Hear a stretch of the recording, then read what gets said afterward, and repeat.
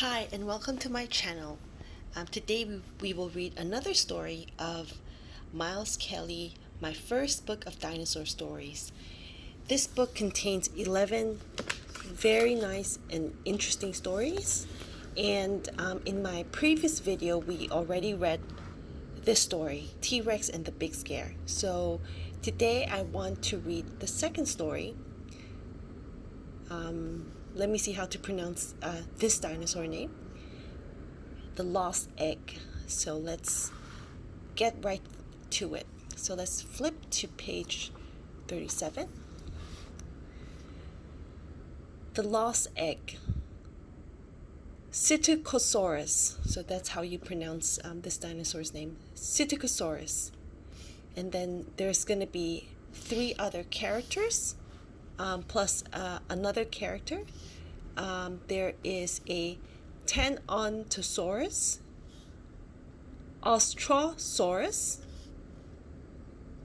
Baryonyx, and Ornithocheirus. Alright?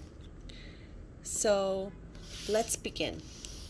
Psittacosaurus, the Lost Egg. A long time ago, Sid, a Psittacosaurus, was sleeping in his burrow. Suddenly, a fiery volcano exploded. Boom! It blasted hot rocks, ash, and an egg, bong, into the air. The egg bounced into Sid's burrow and hit him on the head. Ouch!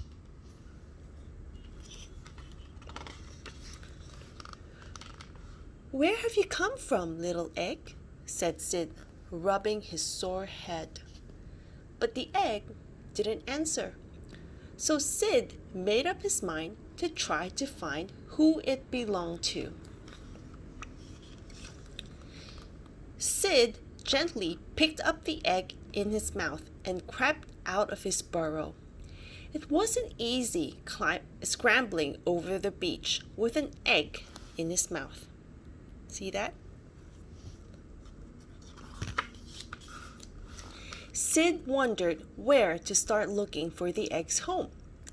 Suddenly, an Ornithocheirus swooped down from the sky. Bark! Quick as a flash, knocked the egg out of Sid's beak. "Hey! Watch where you're going, clumsy!" shouted Sid. The egg sailed through the air. It bounced and rolled away from Sid, who ran after it, yelling, "Stop, little egg, stop!" But the egg carried on rolling until... What's that? It bumped into an enormous, scaly foot. Sid ran straight into the foot, too, and plonked down next to the egg.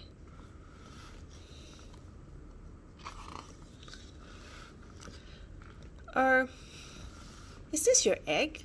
Sid asked, staring up at an enormous Ostrosaurus. "That tiny egg would never belong to me," laughed the Ostrosaurus.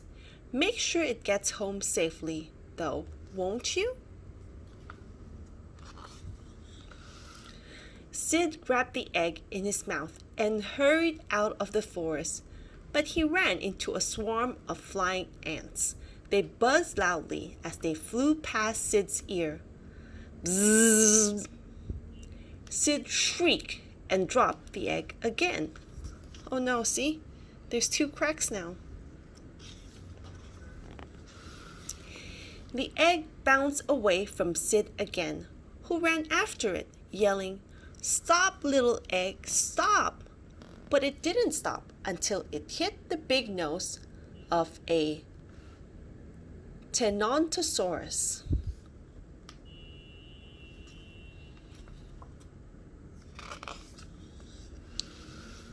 Sid crawled into the ferns to get the egg. "Is this yours?" he asked. Theo the Dinosaurus. I'm far too big to have an egg like that. That's small, chuckled Theo. Be gentle with it and get it home safely. Sid picked up the egg and hurried away, but he wasn't looking where he was going and fell into a huge hole. "Arg!" cried Sid. He shouted, and once more the egg fell out of his mouth. "Come back, little egg!" "Come back," Sid cried. "Look, there's 3 cracks now. 1, 2, and 3. The egg bounced away again. Sid ran after it, yelling, "Stop, little egg, stop!" But it didn't stop until it was caught in the enormous mouth of a baryonyx. Oh no!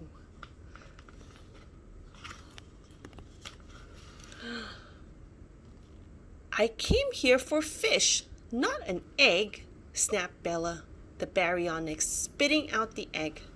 "You're scaring away the fish. Be off with you."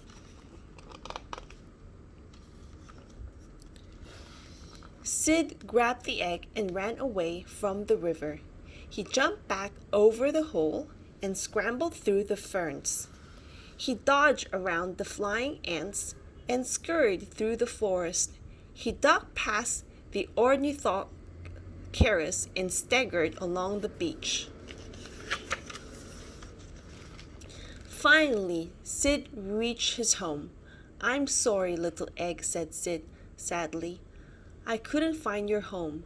Suddenly, there was a loud crack, and a little beak peeped out from a small hole in the egg.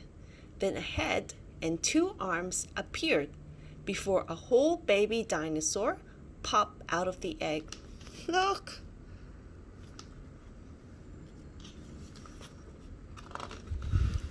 The baby dinosaur looked just like Sid. "Say hello to your baby sister," said Sid's daddy. "Oh," said Sid, "you naughty little egg, you belong here all along." And everyone laughed. The end. See you next time.